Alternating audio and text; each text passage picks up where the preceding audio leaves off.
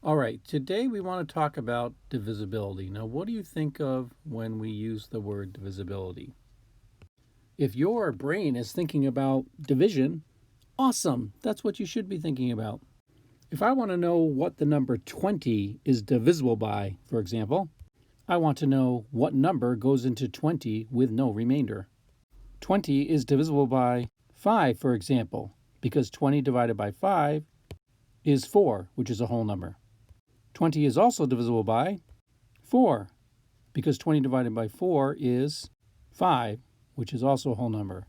So 20 divided by 5 is 4, 20 divided by 4 is 5, or because 5 times 4 equals 20, we know that 5 and 4 are both numbers that 20 is divisible by.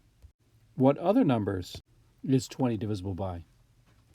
Well, 2 times 10 is 20, and 1 times 20 is 20. So 2, 10, 1, and 20 are also numbers that 20 is divisible by.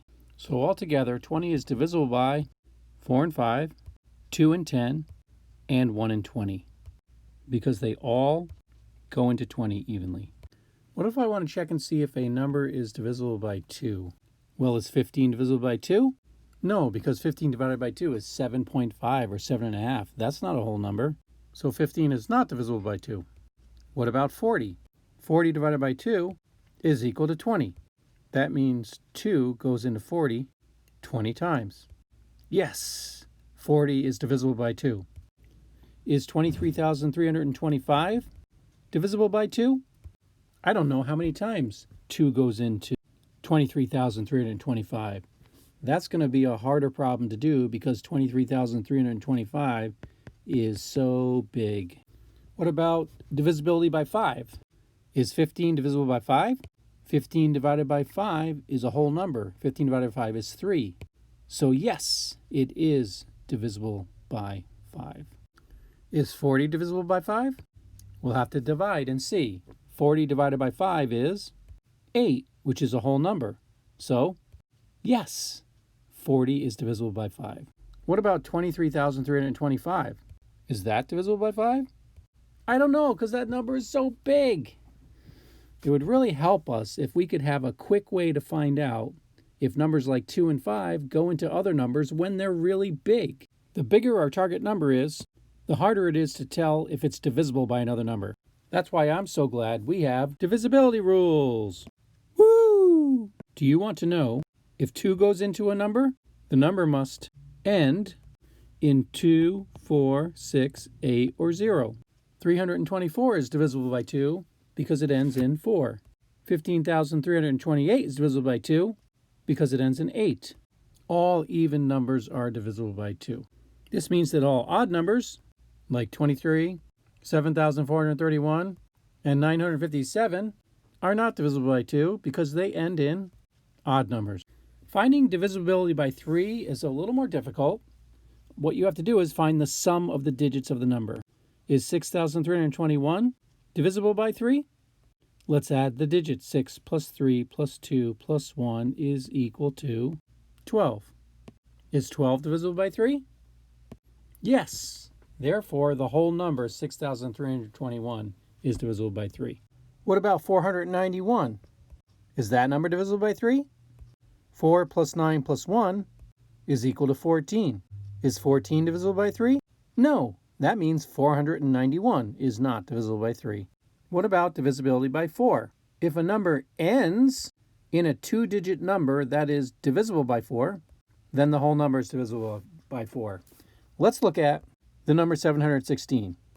Are the last 2 digits divisible by 4? 16 divided by 4 is 4. So, yes, 716 is divisible by 4 because 16 is divisible by 4. What about the number 1027? The last 2 digits make up the number 27. Is 27 divisible by 4? No, because 4 does not go into 27 an even number of times. It goes in 6.75 times. So, no, 1027 is not divisible by 4 because 27 is not divisible by 4. How do we tell if a number is divisible by 5? We talked about that briefly on our Zoom today. If a number ends in 0 or 5, Well, that's easy enough. That means the number 65 is divisible by 5. And the numbers 270, 895, 3,200. All because they end in a 5 or 0. Which also means that numbers that don't end in 5 or 0, like 732, 803, 19,229, and 97, none of those are divisible by 5 because they don't end in 5. And they don't end in 0 either. How do we know if a number is divisible by 6? If a number is divisible by both 2 and 3, then it's also divisible by 6. Let's take the number 5,322. Is it divisible by 2? Yes, because it's an even number. Is the number divisible by 3? Find the sum of the digits.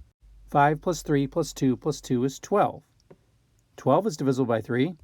So because 5,322 is divisible by 2 and divisible by 3, then it is divisible by 6. Yes. What about the number 807? Is it divisible by 3? 8 plus 0 plus 7 is 15. And 15 is divisible by 3, so yes.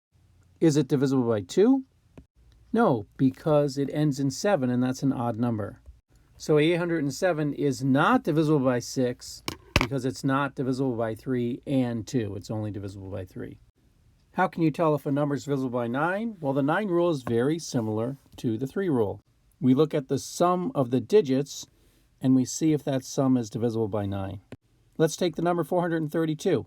Is 432 divisible by 9? 4 plus 3 plus 2 equals 9. Is 9 divisible by 9?